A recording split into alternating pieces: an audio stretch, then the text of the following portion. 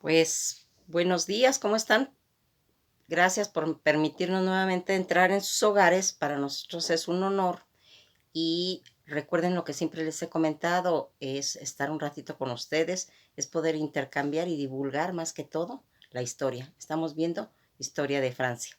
En esto nos habíamos quedado en lo de ese título que habían agarrado los mayordomos y que uno de ellos va a ser Pipino el Breve, el que va a hacer toda una renovación en los conceptos de tierras, porque aquí se estaban muriendo los reyes y quedaron los mayordomos, que en este caso es Pipino el Breve, pero lo va a venir a opacar uno de sus hijos. Uno de sus hijos que si ya había sido brillante la actuación de Pipino el Breve, este hijo va a totalmente a eclipsarlo. Y nos estamos refiriendo a Carlomagno. Carlomagno, que él va a nacer el 2 de abril del año 742 y va a morir.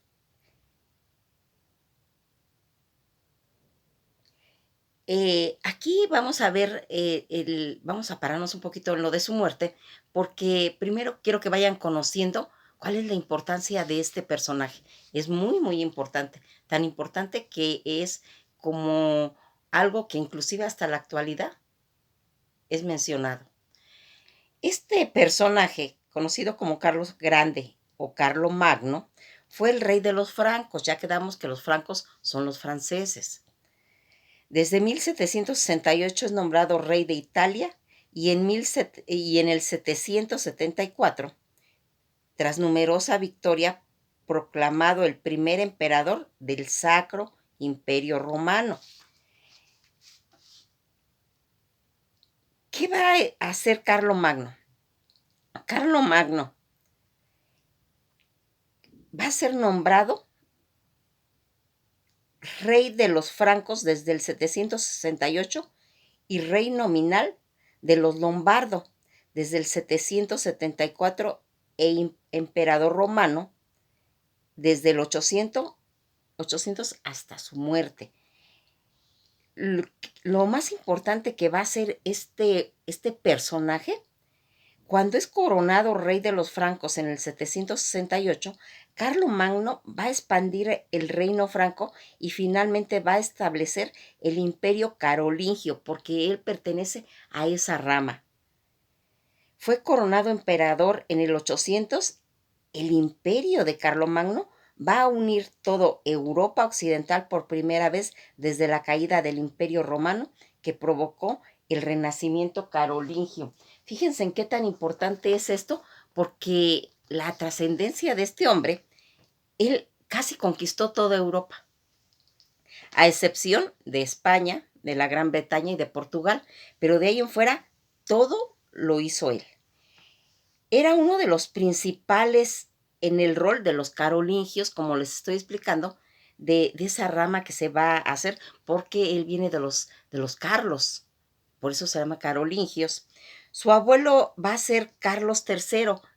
Ya hablamos de Carlos III cuando estuvimos analizando toda esa rama. Esto lo vimos en Inglaterra. ¿Ya ven por qué es importante que viéramos primero Inglaterra? Porque en Inglaterra hablamos de Carlos III y se le va a conocer como Carlos el Grande. Su padre, que era Pipino el Breve, y va a ser emperador de Roma.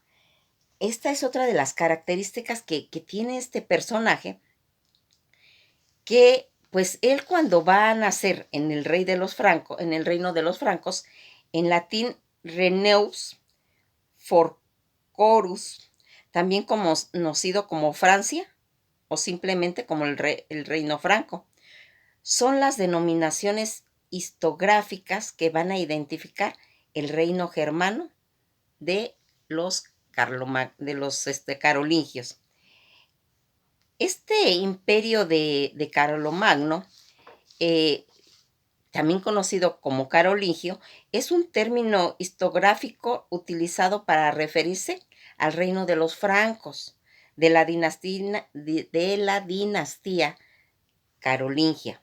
Desde esa coronación de Carlomagno que se sucedió desde el 800 hasta la división de su territorio, que es en el Tratado de Verdún y se va a originar en el 843. Toda la extensión geográfica del reino de Carlomagno correspondía en su totalidad de lo que hoy sería Francia, Suiza, Australia, Bélgica, Holanda, Luxemburgo y la mayor parte de Alemania, Italia, Hungría, la República Checa, Croacia y Eslovaquia. Si se dan cuenta, era todo a excepción de lo que ya comentamos. Las cosas que va a ir haciendo Carlomagno en este imperio carolingio es considerado a menudo como el padre de Europa, así de fácil, medieval, por varias razones. Creó la primera potencia imperial que había visto Europa. Desde la disposición del último emperador romano, absorbió a todos los grupos germánicos dentro de una sociedad y probablemente lo más importante de gobernar sobre ese territorio. Ese era un sueño que él tenía, unificar todos esos pueblos en uno solo, ¿sí? Que ahora es considerado Europa. Y eso era un sueño que él pudo realizar. En cuestión a las, en cuestión a lo relacionado con la educación que se manejaba en esa época, la respuesta de importancia de Carlomagno es que este fomentó la educación en, en todo el imperio carolingio, fundando escuelas asociadas a las catedrales para que estudiaran la mayor parte de la población. Eso es muy importante, porque todo emperador o todo gobernante, cuando viene a realizar cuestiones a nivel de que la población tenga conocimiento, eso hace grande a un lugar y esto lo va a hacer Carlomagno. Aquí vamos a irnos dando cuenta cómo va a ir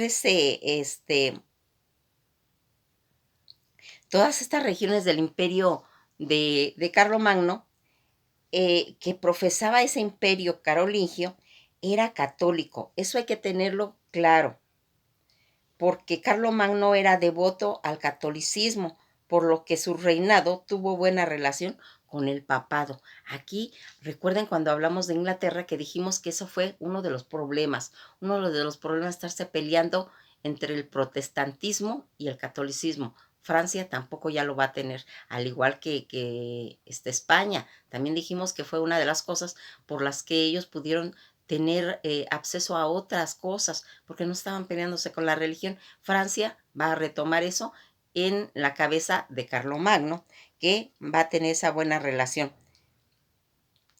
Las mujeres que tuvieron relación con Carlomagno fueron 5, sus 5 esposas. Eh, Como que fue medio mujeriego, pero no es la situación. Él estaba más enfocado a la unificación europea. Esos logros que tuvo Carlomagno durante su gobierno, fue tan grande esa conquista, esa expansión como organizador amplio, lo heredado, y además consiguió convertir en el emperador de la cristiandad. Eso es importante. El impacto de Carlomagno en la cultura europea fue tan inmensa que su reinado, con todos esos logros y fracasos, va a ir modificando fundamentalmente toda esa sociedad occidental. Eh, Vamos a ir hablando más porque este personaje tiene mucho, mucho que hablar y es muy importante porque de allí van a ir partiendo todos los cambios que va a tener Francia. Pues esto ha sido todo por hoy. Nos vamos a ver en la próxima clase y vamos a ampliar todo lo de Carlomagno, porque ahí está la grandeza donde vamos a encontrar muchas cosas que se van a ir modificando. Pasen un buen día.